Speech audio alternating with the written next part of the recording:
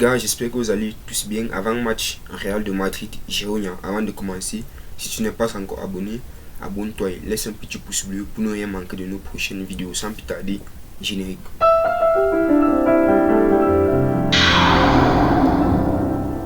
S'il y a bien une équipe qui a réussi à braver tous les échelons pour se retrouver enfin au sommet de la Liga après 7 journées seulement, c'est cette équipe de Girona.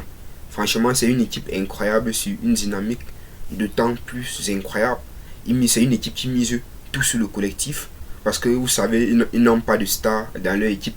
Du moins, ils n'ont pas de joueurs mondialement reconnus dans leur équipe. Enfin, ils ont quand même quelques bons joueurs comme Alex Garcia, milieu de terrain, qui a un très grand niveau. Je crois que cette équipe peut vraiment faire mal parce que actuellement Girona est premier de la Liga et Girona c'est 6 victoires en 7 rencontres avec un seul match nul. Ils n'ont perdu aucun match et ils ont gagné des équipes comme Villarreal, ils ont gagné des équipes comme Séville parce qu'après il y en a qui vont se dire que oui, peut-être il y en a qui vont se dire que sûrement ils n'ont gagné que des petites équipes, mais sauf que non, ils ont aussi battu de très gros, ils ont mis aussi de très gros scores de 5-3 contre Mallorca. Je crois que cette équipe est vraiment dangereuse parce qu'actuellement ils sont meilleurs attaques de la Ligue en ex-aequo avec le Barça, donc 18 buts marqués et 8 buts encaissés.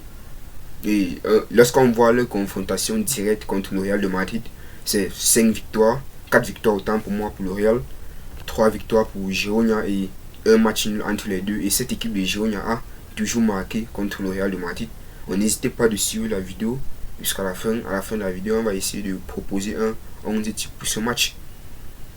Et le Real de Madrid doit beaucoup faire mieux. Je crois que ce match sera même très compliqué que contre le match contre l'Atlético de Madrid. Donc, si vous croyez que le Real va gagner ce match, n'oubliez pas surtout n'hésitez pas de donner votre avis en commentaire.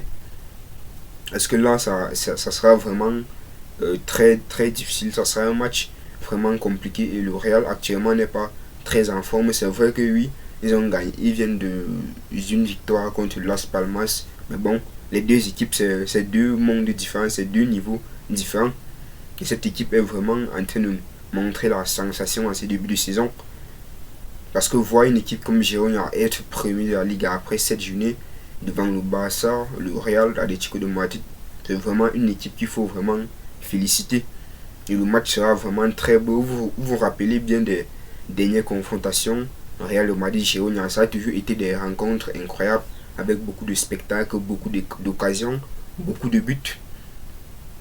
Donc ce soir le Real doit quand même se méfier contre des joueurs comme Alex Garcia. Ils doivent beaucoup défendre, ils doivent mettre un 11 type capable de stopper les offensives de cette équipe parce que cette équipe vraiment c'est une équipe. Petit pronostic, je vois quand même le Real s'imposer 3 buts à 2 contre cette équipe de Girona dans un match très ouvert avec plein d'occasions de part et d'autre.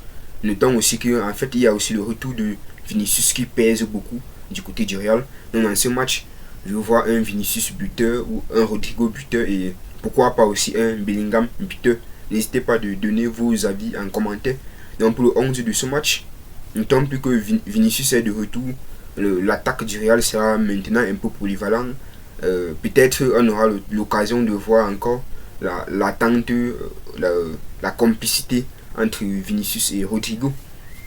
Et notons aussi avec Bellingham, avec ce trio, on va un peu voir ce que ça va donner. Donc comme 11 de ce match, comme gardien de but, j'aimerais voir Kepa, défense centrale, Nacho et Rudiger.